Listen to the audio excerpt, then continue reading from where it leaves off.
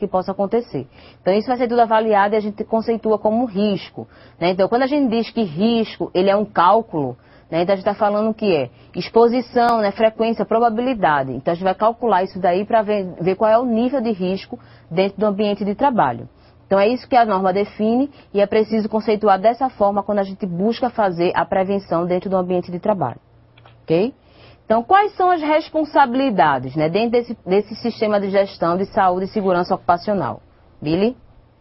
Então, a responsabilidade quanto ao sistema, na implantação desse sistema, repousa essencialmente na alta gerência, né, na alta direção, sendo recomendável atribuir a uma pessoa da alta administração a responsabilidade de garantir a implantação e fundamento do programa.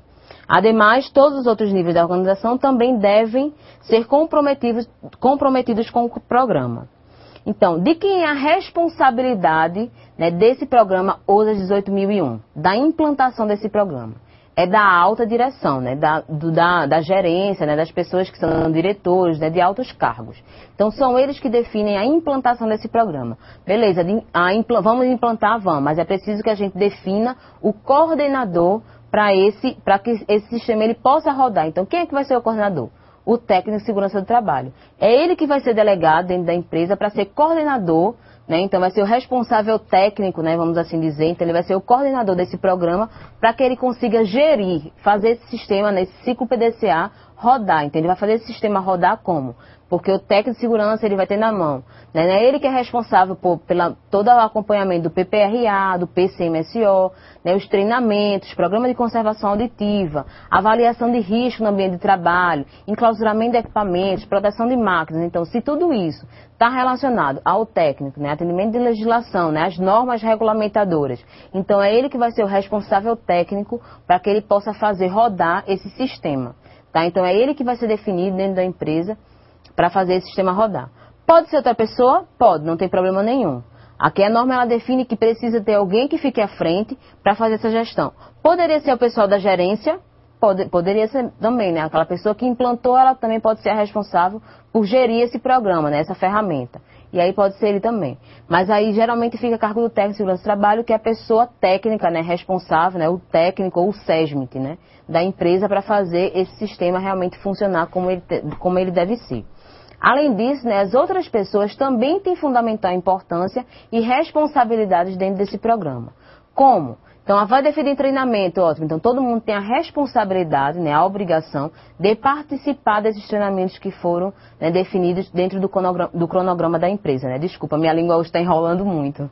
Então, dentro do cronograma da empresa foi definido os treinamentos. Então, é responsabilidade de todo mundo participar.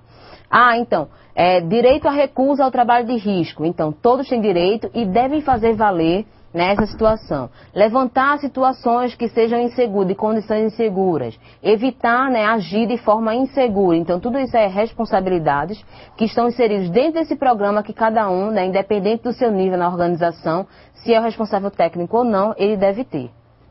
Ok? Então, dispositivos organizacionais. Billy? Então, as normas, elas definem a importância da integração do sistema de saúde e segurança em todas as atividades da empresa. Então, o anexo, né, da BS 8.800 orienta sobre esta interação.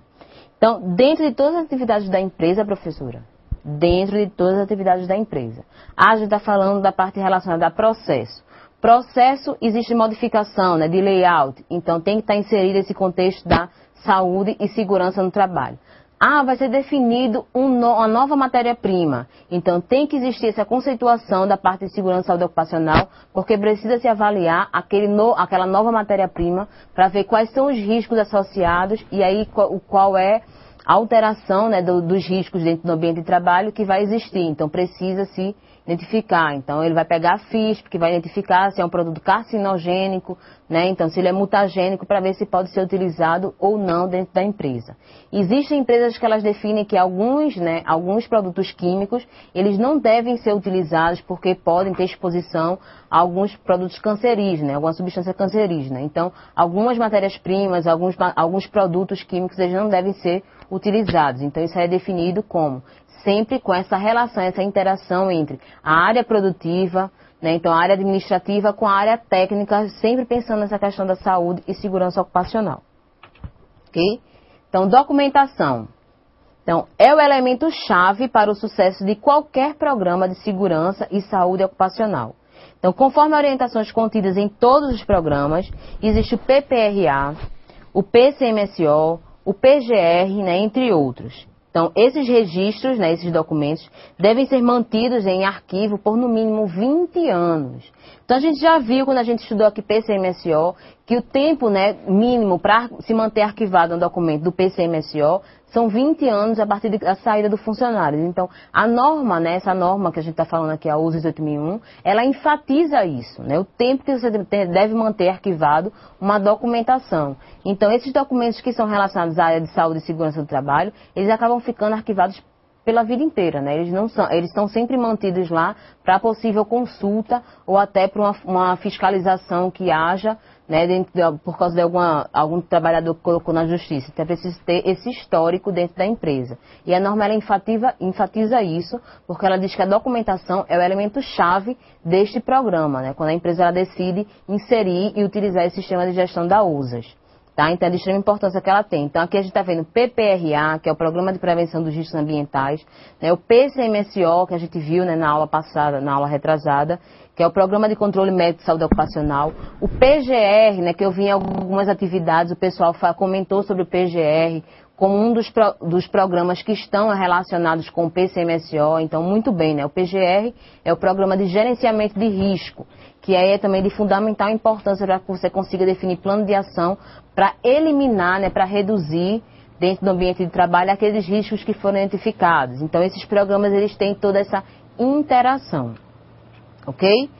Então, temos alguma pergunta, Tati, sobre a USAs 18001? Não temos nenhuma dúvida. Então tá, isso é facinho, são algumas conceituações que a gente tem que ter. A gente agora vai entrar para ISO, né? Já falar um pouco das ISOs, que a gente vai falar aqui da 14001 e da 9001. Então vamos lá. Então, o que é a ISO, né? Acho que vocês já se perguntaram, alguns já devem ter pesquisado. Então, o que é a ISO? Né? Então, a ISO é a sigla da Organização Internacional de Normatização, né, que tem sede em Genebra, na Suíça, que cuida da normalização, né, ou normatização em nível mundial. Então, a ISO, ela é mundial. Então, todos os países, né, a maioria das empresas hoje, elas têm certificação ISO, que são padrões que foram definidos internacionais, para que seja todo mundo fale no mesmo idioma. Tá? Então, o que a ISO faz? A ISO, ela cria normas, né, nos mais diferentes segmentos, variando de normas e especificações de produtos e matéria-primas e em diversas áreas. Então, ela define norma ISO para matéria-prima, né? Então, norma ISO para equipamentos de proteção, então, norma ISO para o meio ambiente, para qualidade. Então, tudo isso aí está inserido e eles definem dessa forma. Ok? A ISO, né? Então, ela é uma organização que ficou popularizada pela série 9000, né, que é a série de qualidade, que trata de sistemas para a gestão e garantia da qualidade nas empresas. Então, as empresas elas iniciaram fazendo, né, um nivelamento, né, das empresas no Brasil, lá, né, na Suíça, na Alemanha, Estados Unidos, para conseguir chegar no mesmo nível de qualidade. Então, para que não ficasse, o que é qualidade? Então, eles definiram a partir dessa série 9000, que ela foi criada, né, existiu um comitê, as normas que deveriam ser seguidas por todos, para que conseguiam manter a qualidade e todo mundo falasse no mesmo idioma. Então, iniciou nessa série 9000. Né? Então, para fazer parte, é necessário que o país ele tenha um único organismo normatizador, né, o normalizador. E aqui no Brasil, a gente é um dos fundadores, dos sócios fundadores dessa norma ISO. E a gente entrou com quem? Com a ABNT, que é a Associação Brasileira, né, que é de Normas Técnicas, que a gente tem aqui, que é o nosso Conselho Superior. Então, dentro da ABNT, quem é que participa? Participam a sociedade, participa as grandes empresas, algumas organizações que estão dentro da ABNT para que sejam definidas essas normas. Perguntas, Tati? Temos sim do Polo João Pessoa, o aluno Aldo. Qual o órgão responsável pela ISO? Então, a gente está falando aqui, no Brasil, né, a gente tem o nosso Conselho Superior que participa da ISO é a ABNT, Associação Brasileira de Normas Técnicas. Então, são ela que define, né, essas normas, ela participa como conselho dentro desse programa quando são definidas essas revisões ou novas, né, ou novas normas que vão ser definidas dentro desse programa ISO. Tá? Então, são eles que participam. Então, todo o país, né, a maioria dos países hoje, eles têm o seu conselho lá dentro, né, que é formado por pessoas, como eu estou falando para vocês. Né? Então, tem a comunidade, né, que participa, né, que é a pessoas civis, tem a empresa que também participa, tem alguns organismos, né, que são públicos, também participam dentro desse programa, que formam essa associação para definir essas normas junto com a ISO. Tá? Então, quem credencia, né,